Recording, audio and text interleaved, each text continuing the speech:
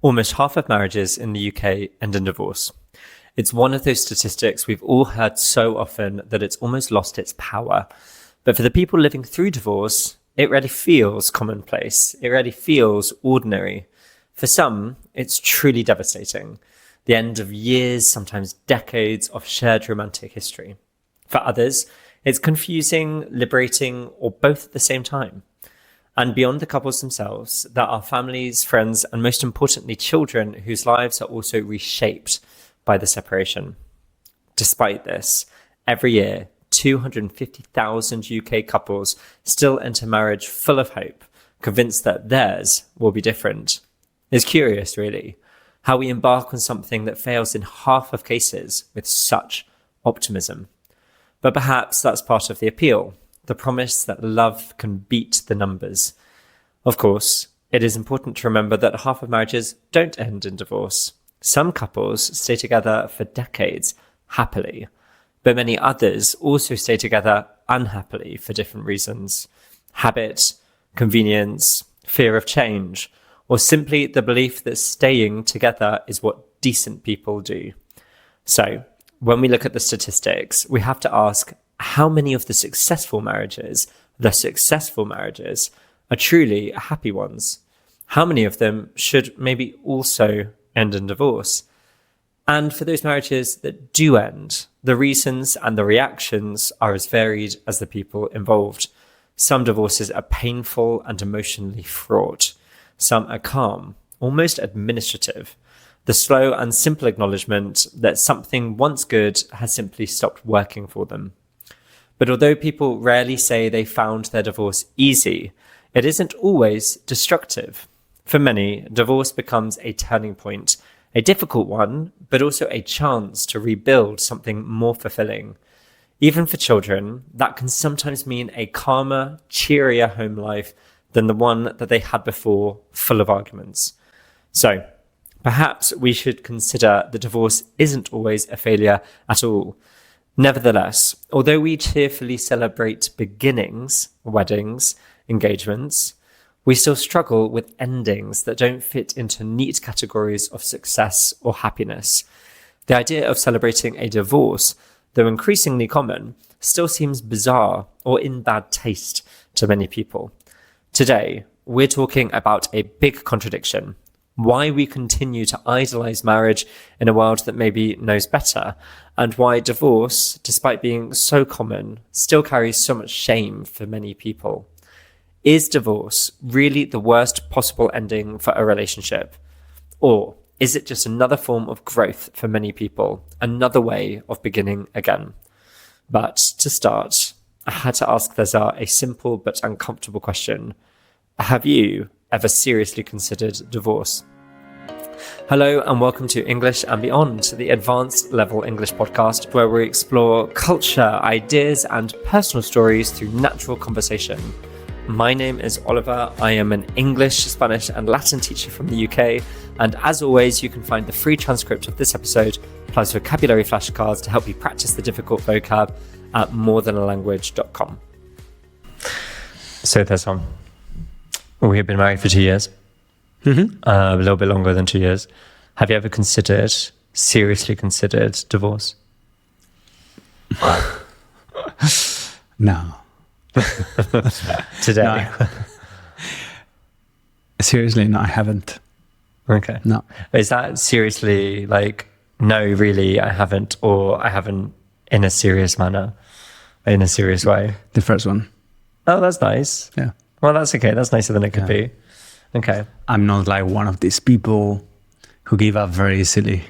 My sister used to say that my mum was a fair weather mum, fair weather mother, that basically if you were being a great child and, you know, performing well academically and keeping out of trouble, then she was like the best mother and very proud of you and everything. But then if you were a failure, she didn't want to know. Definitely not true, but an explanation of fair weather. You're not a fair weather husband. No, exactly. Yeah. Okay, fine. So hopefully, therefore, our marriage won't end up in the 45% of people in the UK whose marriages end in divorce. But firstly, I want to ask you, have you ever considered seriously divorce?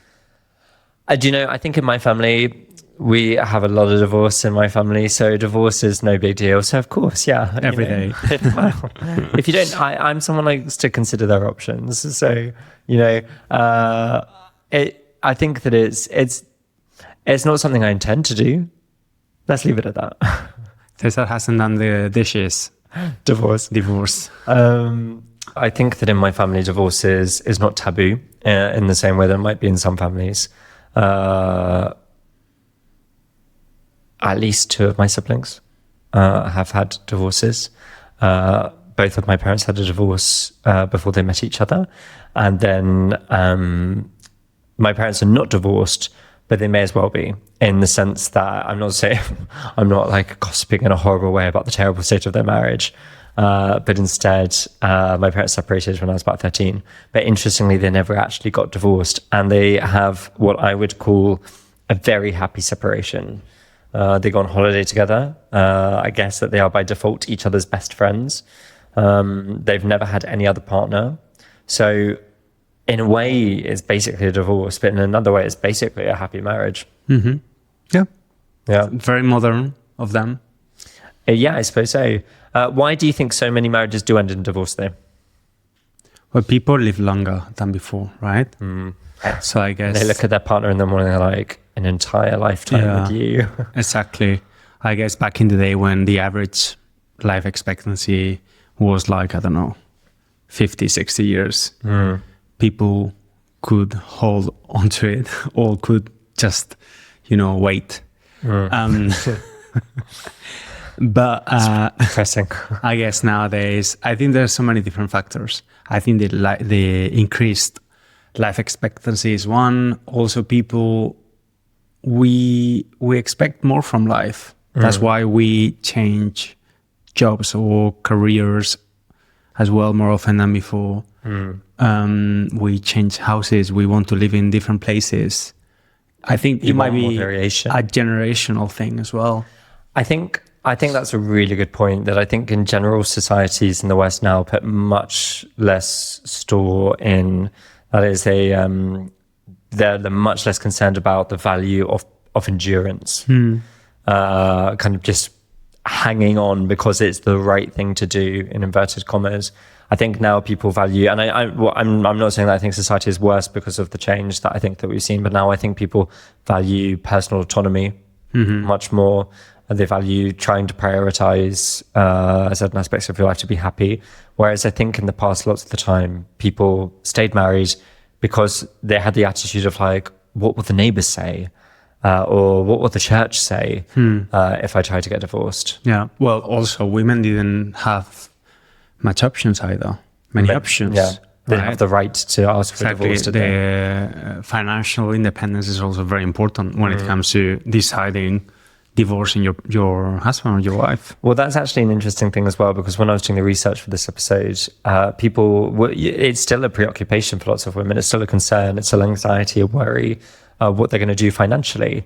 Because lots of women, whether it's because of personal choices, whether it's because they're paid less in their careers, whether it's because they've had to take a step back because if they've had various children, then they might have found that it's affected their career negatively. All sorts of different reasons mean that women often still worry about the financial side of divorce, because there are lots of studies that show that women after a divorce are affected financially significantly, and men are affected significantly in other aspects of their lives. Obviously, there will be in general, I think men are richer than women now, so there will be a payout. But other than that, men often suffer from loneliness and kind of problems with identity after a divorce, because it's well known now that there have been a spate of articles recently about the fact that most men don't have friends or have very few friends. Yeah. Because they don't, there's a kind of the cultural expectation of male friendships is very different. They don't have friends to talk to in the same way as lots of women do. And I think that they kind of rely on their wives more socially than women rely on their husbands. And And so after a breakup, I think that men who are already quite lonely end up even lonelier. Yeah. That's why it's very important to have a good social network, even if you have a partner and a family. And a family, yeah. Well, they say that men struggle more with breakups, right? In general. I guess because we've been brought up to not to show our emotional and all that, so women find it easier to go through that process of that grieving process of, and all the stages of depression or sadness, angriness and acceptance. Yeah. So let's talk then about the other party to divorce, the children. What do you think of that? Are you going to say that we have children as well now? Oh, yeah. Coming in, kids. Yeah. No, we do not, and hopefully never will. Well, probably never will. The eldest is at university right now. You look great for your age. You don't look old enough to have a 20-year-old. Yeah. You actually could have a child who's because you're 36, so you could have had a child at 16, I suppose. I mean, I know people in Spain who became a father as a teen. Yeah. Yeah. And so, your child genuinely would be at university. Anyway, you don't have kids. No. To my knowledge. As far as I know. So, what do you think about, and your parents never got divorced? Well, they never got married. They never got married. They were never really long-term together. Do you want me to tell the story? No. Oh, okay. No, I'm not. Like they met, my mom got pregnant very quickly and they were together for a few months, basically. Well, to make a very British observation on this, you talk about children coming from divorced parents, coming from a broken home, right? And neither of us actually came from a broken home because my parents never got divorced and your parents were never together. Yeah, that's true. Your home was never intact to be broken. Yeah. But if we're going to talk about children, I got many friends. Not many, well, I don't have many friends. So I've got many. I've got some friends and acquaintances that they wish their parents got divorced. Yeah. Like that's like a constant narrative I hear from people saying like, I wish my parents got divorced when I was a teen, when I was a kid, because I've been living in a house where everyone was angry all the time, constant tension, constant shouting. And yeah. And many parents, I think, they don't get divorced because of the children. Exactly. Right? They stay together for the kids. It's so common in the kind of like the very nice town that I'm from, with like all of the parents kind of, my parents never did this, but like they were all members of the tennis club and they'd go to like tennis club socials and things like that. So my parents, maybe because of, the dysfunctional family background that we had, we never did that kind of thing at all. Tennis club socials. Exactly. I mean, I wouldn't know. I've never been. But bloody privilege. Rugby club socials too. Also never got invited to those. But my point is that, that's probably my fault. It's not like I was a strapping rugby player. So I can't blame my parents for that. But speaking of blaming your parents, this is the point that I want to make. If I were to have therapy, and talk about my family, I could not honestly say that I blame my parents at all for the separation, because I definitely found it a positive. Yeah. Like I'm not sure. I think it was definitely the right thing for them to do, and I think lots of people do stay together for the children, and I do think that can be an error. Do you find any benefits on having divorced or separated parents, like living in two houses? No, not really, because my parents were they spoiling you more? Not at all. Like, no. My dad, I think, has never been one. Like, when my dad gives a gift, it's a big gift. So it's not like. I'm sure that my dad at Christmas, for example, had no idea what Father Christmas had brought us. I'm sure he was as surprised as we were when we pulled it out of the black plastic bin bags that my mum used to wrap our presents in. You can go and listen to the Christmas episode to hear more about that. There was absolutely, my dad, who does listen to this podcast occasionally and sends me horrible messages about it, which I'll talk about next week.